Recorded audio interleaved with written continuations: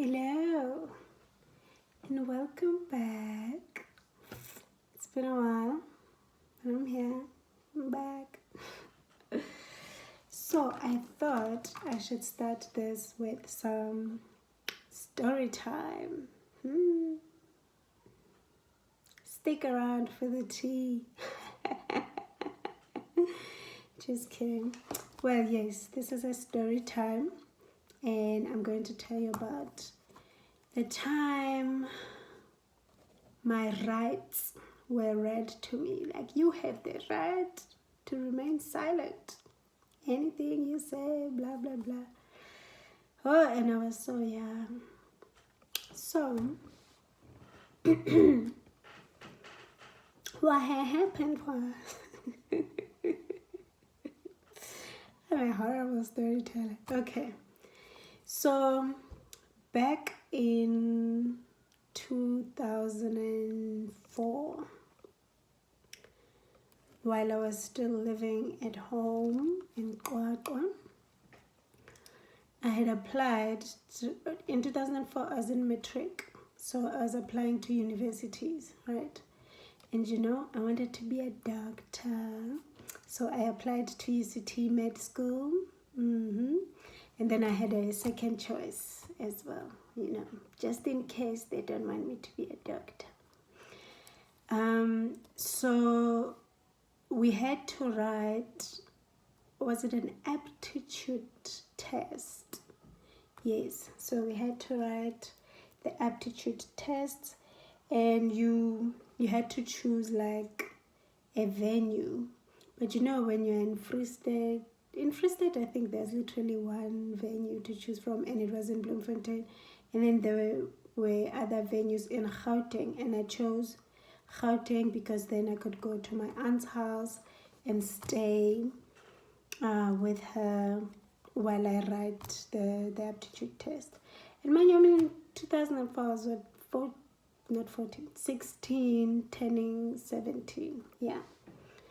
So I had missed the first chance to write these aptitude tests.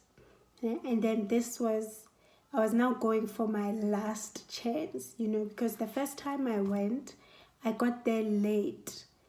I was writing at Wits University, right? I got there at like exactly 9, or was it 9:15? And they were like, sorry, people have started writing, so there's no way we can open the door. And imagine I had traveled all the way from QwaQwa. And now that 15 minutes, I was so heartbroken. And I could just see my dreams of being a doctor, like, shattered in front of me.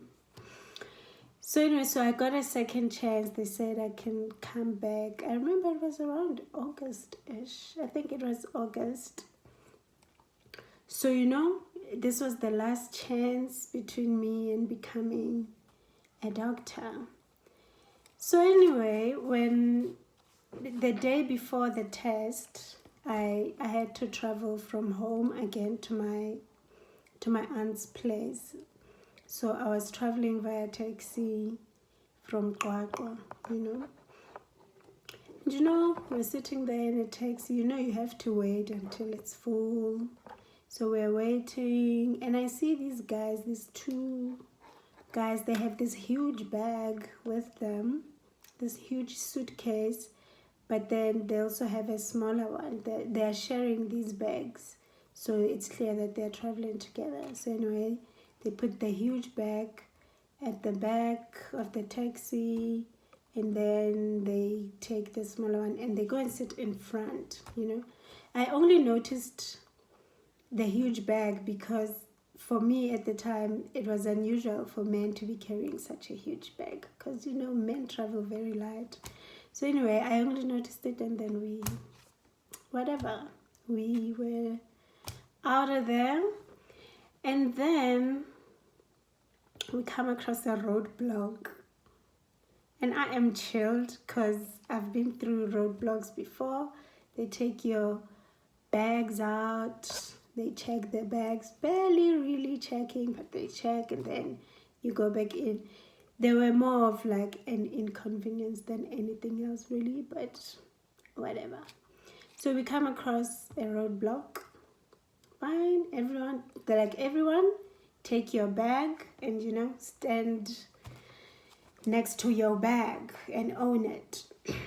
So, you know, I'm really not thinking much about this. I take my bag, I stand next to my bag, and they start opening these bags, you know.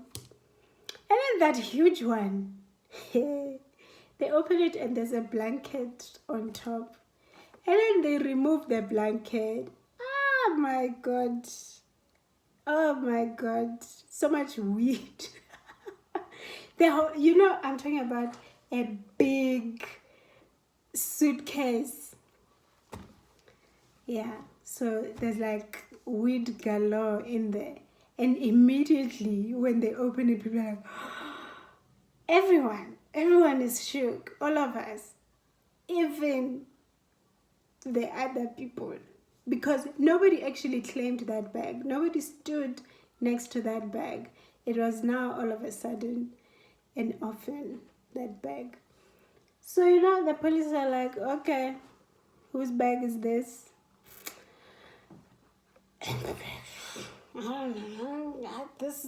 Here's my bag. Even the guys, I'm looking at these guys, I'm like, surely you guys, like, because you only have one bag between the two of you. And they're like, yeah, well, you know, they're explaining to the police, no, we're traveling together, so we only put...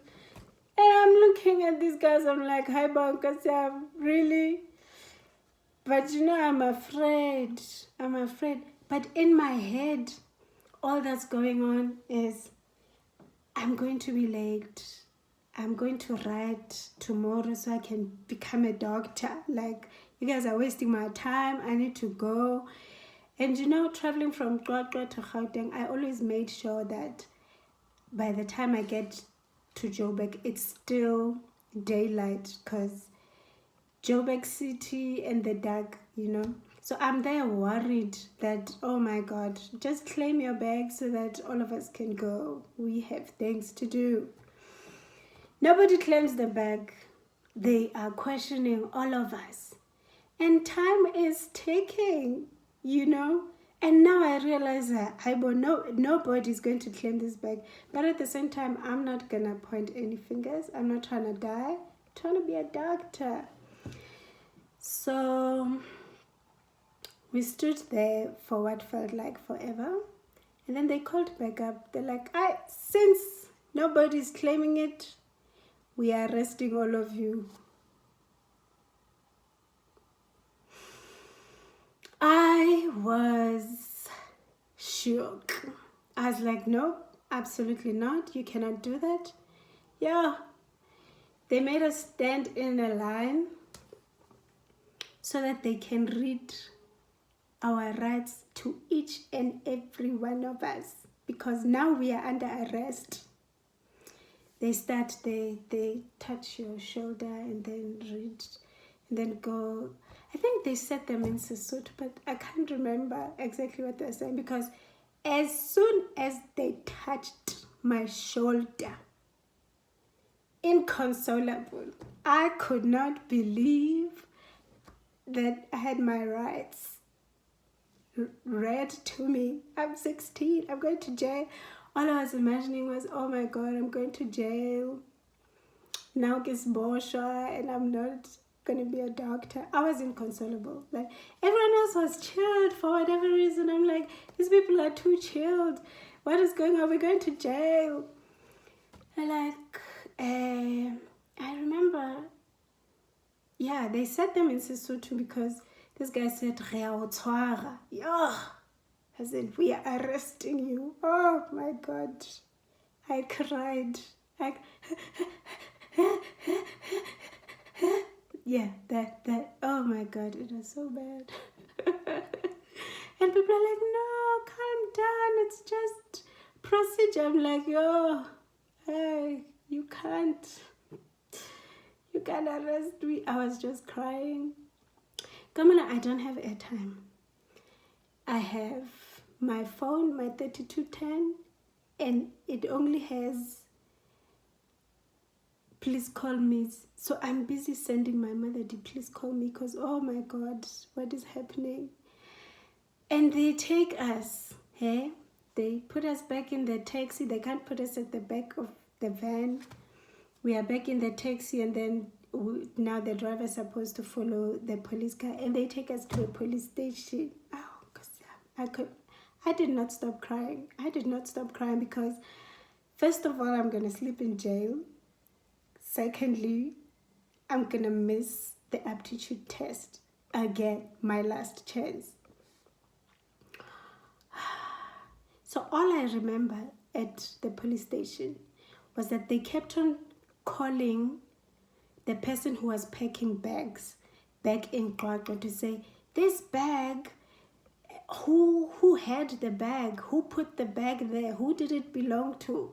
You know, and I'm like, surely this poor person who was packing the bags, I mean, they just take bags from the ground into, you know. But I keep looking at these guys like, hey, I don't want to make eye contact, but I keep looking at them like, you guys right now are going to ruin my life with your weed. Like, how is this happening? So I'm busy sending my mother call backs. And eventually she calls, because I think I sent all 5. It was 5 per day, I think. And she calls, and I can't even, as soon as she calls, I'm just like, they have so this other guy takes the phone and talks to my mother, you know, very calm. It's like, no, they found weed in the taxi, so it's just an investigation. She will get home, don't worry, blah blah blah. I'm looking at this guy like, you don't know what you're talking about. So anyway, eventually, after what felt like forever, they said, right, it's fine. They let us go. So now by the time we got to Joburg City, it was dark, but luckily nothing happened, because I knew where to get the taxis to my aunt's place. And when I get to my aunt's, she's like, and then why would you get here so late? I start crying again. I'm like, yo, you will not believe the day I had. She's like, she is shook. But at the same time, you know, it has passed. So now we have to focus on the next day. So yeah, the next day I went and wrote the aptitude test. But you know, I can also say I was so traumatized that, you know, I probably didn't perform my best. And I never became a doctor. But it's okay. I blame those guys and their weed. That's it. That's the story. I just remembered that story today randomly and thought, let me just share it for whatever reason. I hope you enjoyed it. If you did, let me know.